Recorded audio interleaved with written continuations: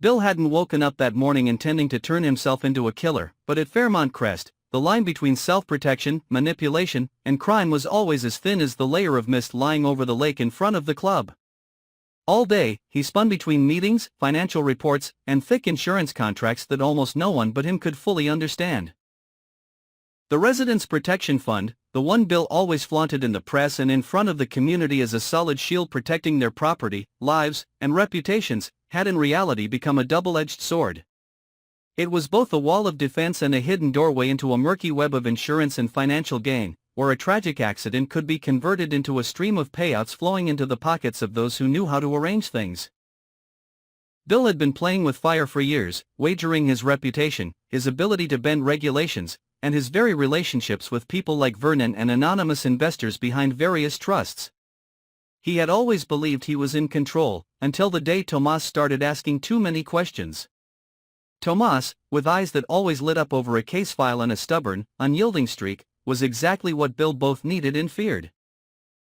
At first, Bill saw in Tomas a younger, more idealistic version of himself, intelligent, ambitious, capable of reading the system, yet still clinging to a belief in law and justice. Bill once believed that, handled correctly, Tomas could become the perfect right hand, honest enough to give the fund a clean public face, but practical enough to look away from a few crooked money trails. But Fairmont Crest was never a place where idealism lived long.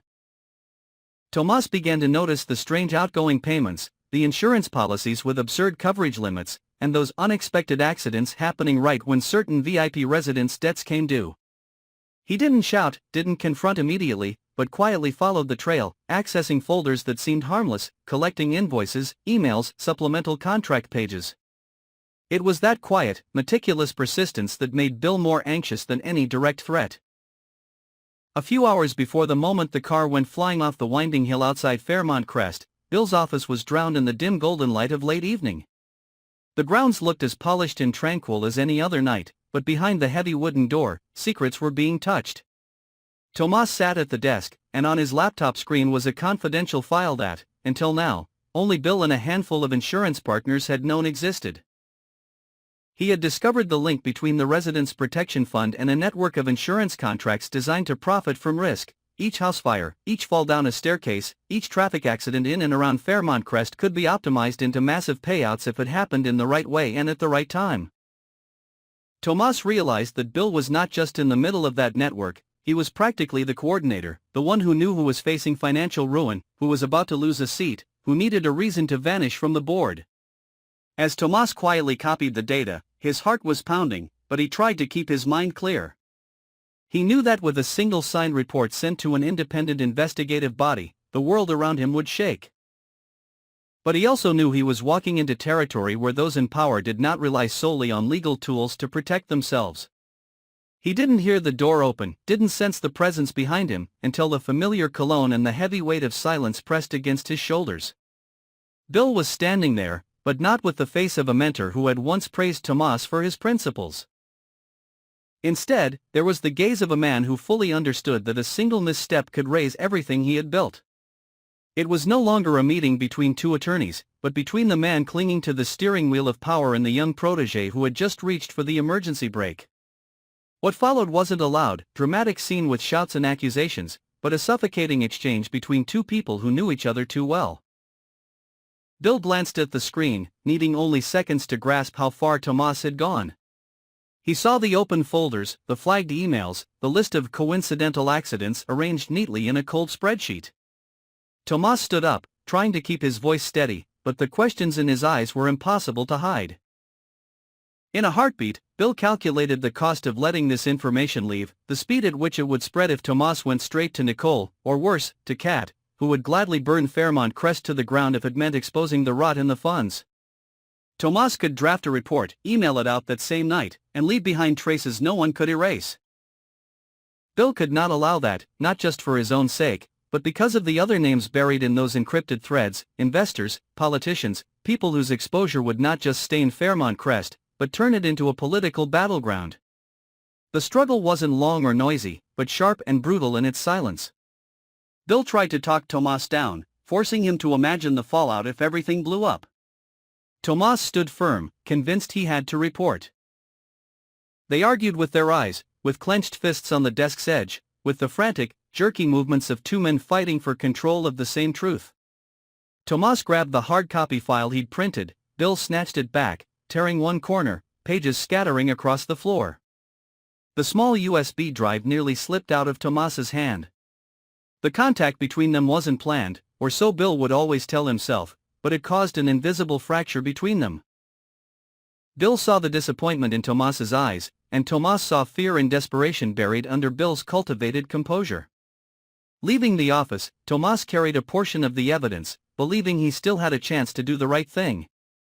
He had no idea his footsteps were already being monitored by cameras that Bill wasn't the only one to access. The winding downhill road outside Fairmont Crest was familiar to everyone living there. They drove it daily to reach their hilltop estates, watching soft yellow lights reflect off the damp asphalt. That night, it wasn't raining, but the ground was still slick from an earlier shower, making the tires prone to slipping if the driver lost focus. Tomas sped out of the parking lot, mind racing with the question of who to see first, Nicole or Kat, whether to send an email first or print everything, whom he could trust to protect him. At the same time, Bill sat behind his own wheel, mind far from calm. He couldn't just sit back and watch Tomas carry an entire chessboard out of his grasp. Maybe he still had one more chance to persuade him, to intercept him, to call him back, to retrieve the files and figure out how to spin them later. But when the second car rolled out and stayed on Tomas's tail, fear transformed into a hazy decision somewhere between preventing disaster and causing it. Bill would always insist to himself that he never meant to kill Tomas. His car followed, not so close as to cause immediate alarm, but close enough to appear in Tomas's rearview mirror like a reminder that he was not alone. And then everything happened so quickly that the memory of each second after blurred and twisted. Tomas took a call, or perhaps only glanced at a notification flashing across his phone screen. He veered slightly, the tires bumping over a dirty strip near the edge. In a moment of panic, Tomas jerked the wheel, the tires screamed, laying down a long skid mark.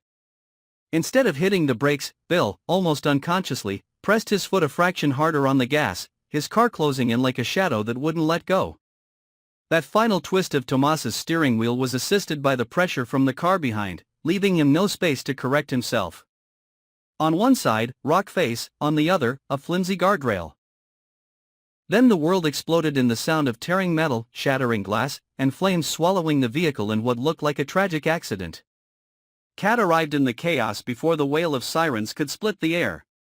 She collapsed to her knees at the roadside, slick with oil and smoke, her eyes refusing to accept what they were seeing. Tomas's car crushed and twisted, flames licking at the blackened frame. Sweat, tears, ragged breaths mingled with the stench of burning fuel, melting into a memory that, even later, she would never quite separate from her own panic. The one man who had dared stand beside her in legal battles against the Duprees, the one who helped her spot the weaknesses in the funds, the only one willing to risk his own position by signing his name under hers on the complaints, was now erased from her life in a single impact and a fire. Kat stared at the oil slicks, the harsh skid marks, the overlapping tire tracks. Every instinct sharpened by years of reading accident reports told her this scene involved more than one car. But as she looked around, there was only Tomas's burning wreck. Anything related to a second vehicle had slipped from view as if it had never existed. Nicole found out the truth another way. In her closed-off office, her computer screen showed traffic camera footage she wasn't meant to have, but had obtained anyway using the quiet channels an experienced lawyer always knows. The footage was grainy at first, yet clear enough to show two beams of headlights running parallel, then overlapping, then one disappearing as Tomas's car punched through the guardrail.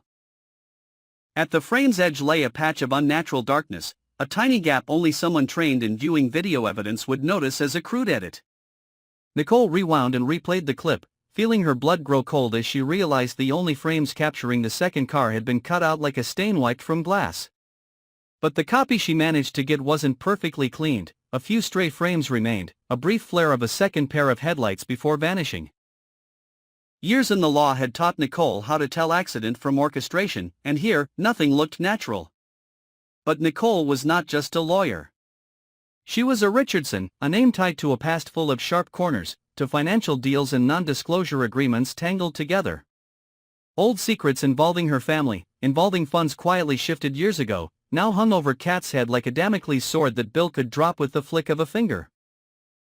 The confidentiality clauses Bill had so cleverly embedded everywhere, in fund paperwork, defense agreements, even in no-strings donations to organizations Nicole collaborated with, had become an invisible lock around her mouth.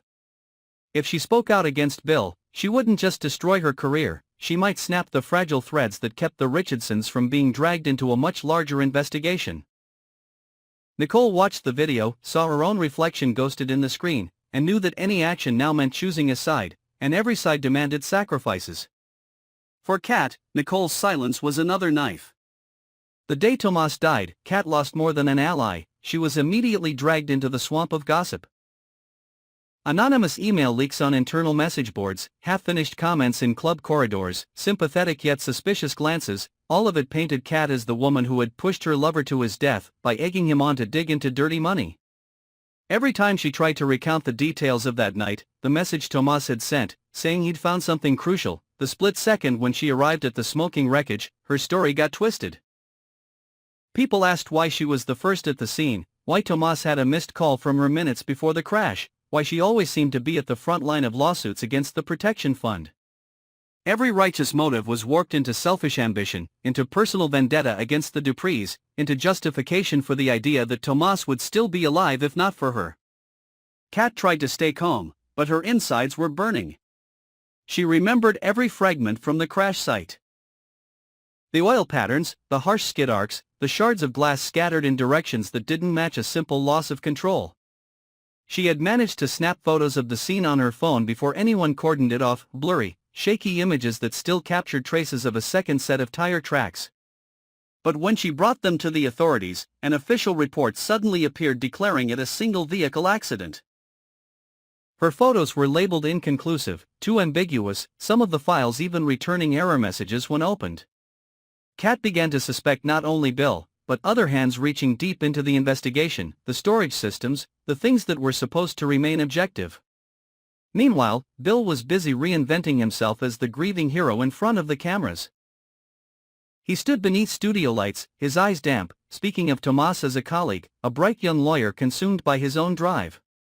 Bill deftly shifted the narrative away from the fund and the insurance machinery and toward personal tragedy, talking about work pressure, youthful mistakes, the possibility that Tomas had overworked himself and lost focus while driving. On the surface, he was the bereaved mentor, the man organizing a memorial fund, the one pledging to review all safety policies in the community. In the shadows, it was his hand that made the final cut that removed Tomas from the board, and Nicole, who had watched that hand in those tampered frames, still had to act as if it had never existed. Yet Bill himself was far from at peace.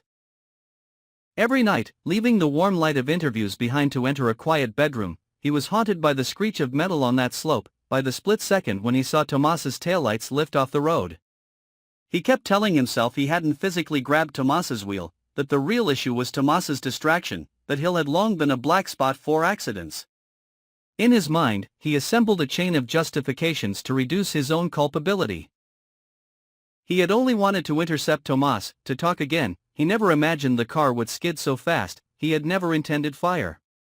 But every time he thought of those secret meetings with investors, with people who insisted on raising payout ceilings for certain types of accidents, who hinted that a few incidents could help restructure the fund in their favor, he couldn't escape the feeling that he had spent far too long balancing on the wire between legal and criminal.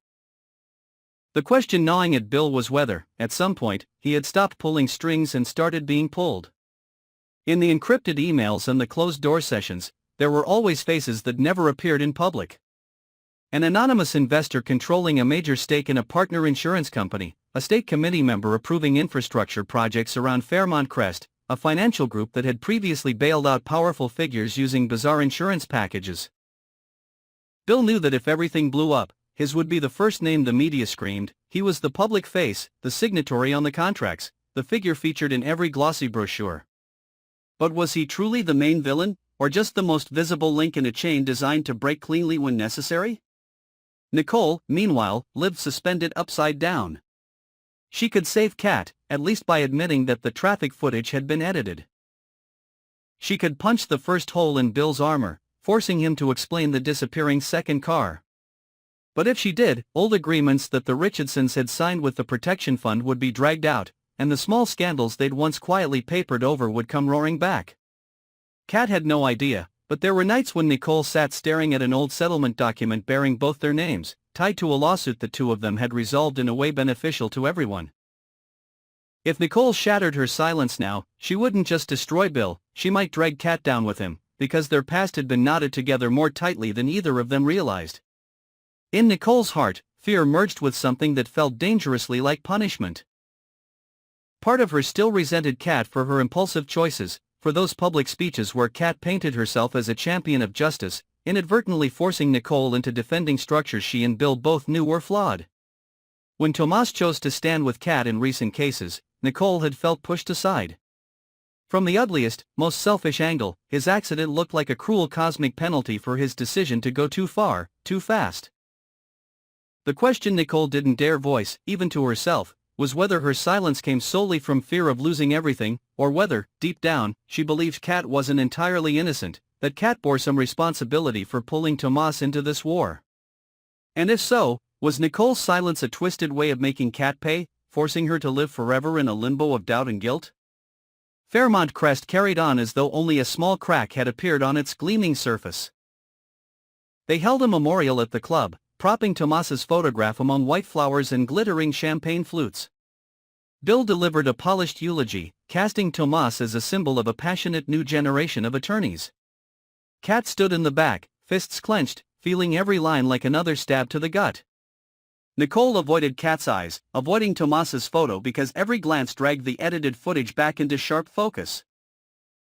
Beneath it all, in building basements and server rooms, data was being moved, files renamed, contracts quietly amended. Someone ordered the tech department to fix errors in the camera system. Someone wiped Tomas's access history from sensitive folders. Someone, with a reach beyond Bill's, was making sure certain traces vanished. And so, a series of questions hung in the air, unspoken. Did the oil patterns, skid marks, and physical traces at the crash site truly match the conclusion that Tomas simply lost control, or would a proper re-examination reveal that a second car had been involved, hurting him into the guardrail so the fire could bloom exactly as planned? If Kat really was the first on the scene, did any uncorrupted copy of her photos still exist somewhere, on a cloud backup, in a forgotten folder, or had someone erased them before she even understood their full value? Was Nicole keeping quiet only because she was afraid of losing everything, or because some hidden part of her wanted Kat to suffer, at least by being left to drown in suspicion and remorse? And behind Bill, was there truly a third player, an investor, a politician, an insurance kingpin, pulling every string, using him as the designated face to take the fall if things blew up? If, one day, the truth is dragged into the light, will Bill be frozen forever in the role of ultimate villain, or will the frame expand, revealing a far larger power web in which Tomas's death was nothing more than a pre-approved number on a risk chart, a number someone, far from Fairmont Crest, had already decided to sacrifice long before the tires began to slip on that fateful downhill curve?